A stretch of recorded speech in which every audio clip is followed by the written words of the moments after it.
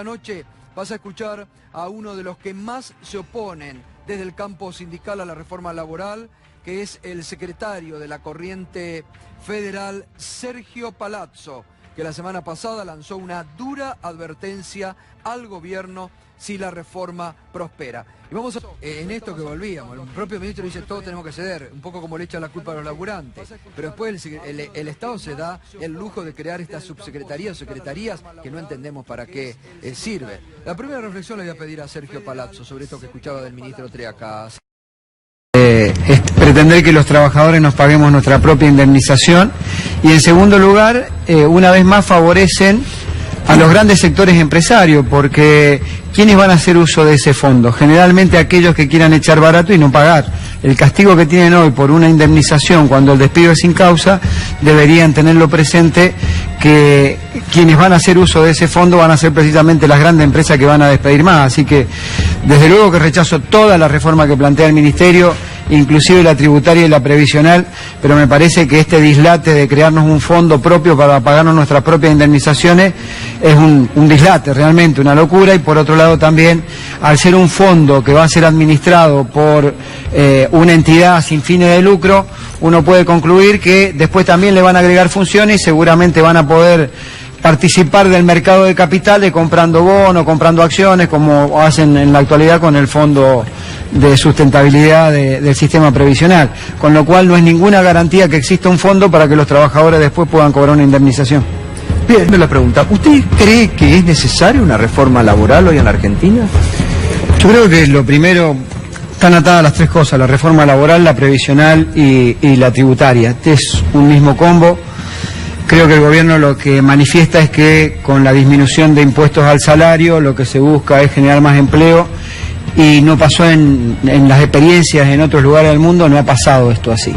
Lo segundo, creo que no es necesario y en todo caso antes que un blanqueo deberían tomar los consiguientes castigos con aquellos que han negreado a los trabajadores durante tanto tiempo y hoy van a verse beneficiados precisamente por esta norma de blanqueo que se va a realizar. Y en cuanto a la reforma en sí, en materia laboral, creo claramente que va en consonancia con la ideología política de este gobierno y con lo que pretende, es decir, trabajadores disminuidos en su derecho casi al nivel de inexistencia de los mismos, porque particularmente hay un artículo dentro de la reforma que proponen que deroga el artículo 12 de la Ley de Contrato de Trabajo, que es la irrenunciabilidad de los derechos. Quiere decir que cualquier trabajador que haya obtenido por vía de una convención colectiva una mejor condición de trabajo, un mejor salario, llega a su escritorio, a su lugar de trabajo, se lo hacen firmar que renuncia a eso y eso es válido por encima del convenio colectivo. Entonces me parece que apuntan a eliminar la protección del derecho laboral, que no es una relación de iguales para que se plasme en una relación de cooperación como plantea el gobierno. Es una relación absolutamente distinta. Es más, el derecho laboral casi como una continuidad de una cuestión de clase surge para proteger al trabajador.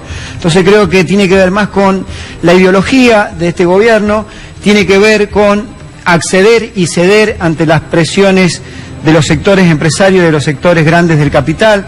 Y ahí nadie habla de mafias porque pareciera ser que lo apretan al gobierno y el gobierno cede ante esas presiones. Pareciera ser que cuando los trabajadores hacen un juicio son jueces mafiosos, abogados mafiosos, pero cuando los que apretan son los empresarios no son mafiosos. Hay que reordenar el mercado laboral como ellos dicen. Por eso creo que en esto no hay matices, no hay temas para discutir con el gobierno. O se es parte y cómplice de la quita de los derechos de los trabajadores o se confronta con eso. Por eso Acuña dijo que va a tratar de negociar y sentarse a la mesa de discusión. Nosotros entendemos que no hay nada que negociar si se trata de pérdida de derechos de los trabajadores. Y si tenemos que llevar una propuesta, me parece que la propuesta tiene que tener otros condimentos y tendríamos que discutir, así como la revolución industrial permitió que se trabajara menos horas, la revolución tecnológica que se permita que se trabaje menos horas. Creo que hay que discutir no solamente ese régimen horario, hay que discutir que se considere servicio esencial el trabajo humano dentro de las empresas y no el trabajo tecnológico. Creo que hay que discutir también una serie de cuestiones vinculadas a recuperar derechos de los trabajadores y no a perderlos. Y también hago una referencia respecto a la reforma de los jubilados, es decir, el gobierno ha manifestado que se va a ahorrar, o los economistas han manifestado que el gobierno se va a ahorrar 100.000 millones de pesos producto del cambio del cálculo del haber jubilatorio, que si le agregamos otras cuestiones como la asignación universal o como las asignaciones familiares, esa cifra llega a 7.700 millones de dólares, que para mí no es ahorro, es saqueo. Pero 1.100 es lo que... Porque acá, digamos, lo que el gobierno señala que hace esto por la necesidad de bajar los costos laborales y que con la reforma en realidad lo que se va a posibilitar es mayor empleo en la Argentina. Yo puedo dar un dato estadístico y tiene que ver con que, para no hacer una referencia estricta a un solo gobierno, a un periodo de gobierno, en los últimos 15 años en la Argentina se produjeron 222.000 aperturas de empresas, de las cuales más del 90% fueron pymes, y fueron con estos convenios colectivos, con estos jueces, con estos abogados que litigan y con estos sindicatos. Quiere decir que la decisión de que haya empleo o no tiene que ver con cuestiones macroeconómicas, no con los derechos que tienen los trabajadores. Daniel Lipovetsky, ante la virtud de crítica, hoy hasta la Iglesia ha lanzado una dura advertencia sobre la centralidad del trabajo y la necesidad de defender la dignidad del trabajo en la Argentina. Digo, todo pareciera que es inevitable y por eso pasa.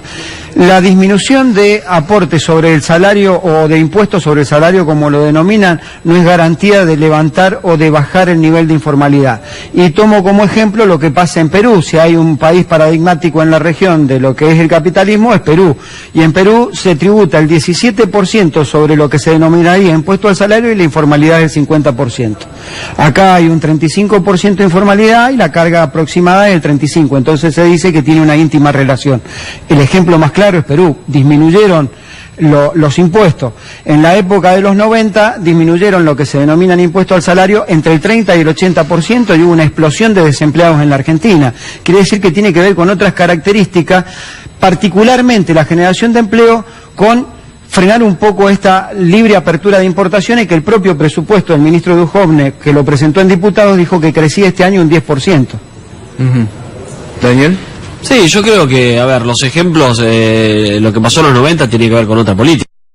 Tiene un claro objeto fiscalista la reforma que se propone, que tiende a que el Estado tome o no pague esos 100.000 millones por el cálculo del haber jubilatorio, más aproximadamente, según los economistas nuestros, son 40.000 millones más, que sería la actualización de las AUH, las asignaciones familiares. Y decía también, quería dar un número, que creo que globalmente la cifra es 7.700 millones de dólares que aportan los sectores más desprotegidos, y lo máximo que pueden llegar a recaudar por este denominado impuesto a la renta financiera que van a imponer es 1.100 millones de dólares, con lo cual claramente está determinado quién pague el ajuste. ¿Usted cree que tiene que ser más alto?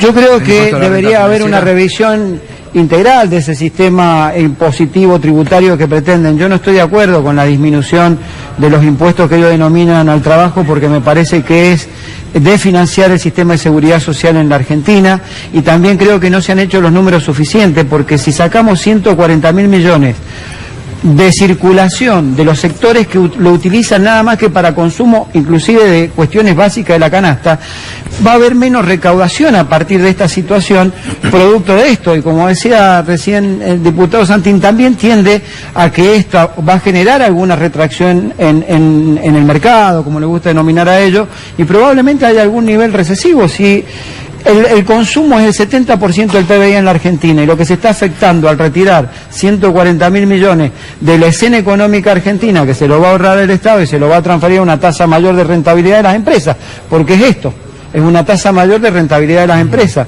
porque no le imponen a la otra parte que garantice los puestos de trabajo y tampoco que genere nuevos puestos de trabajo. Una sola cosa que tiene que ver, pero una sola cosa que tiene que ver, que para que conteste, digamos, porque me encantaría tener la opinión.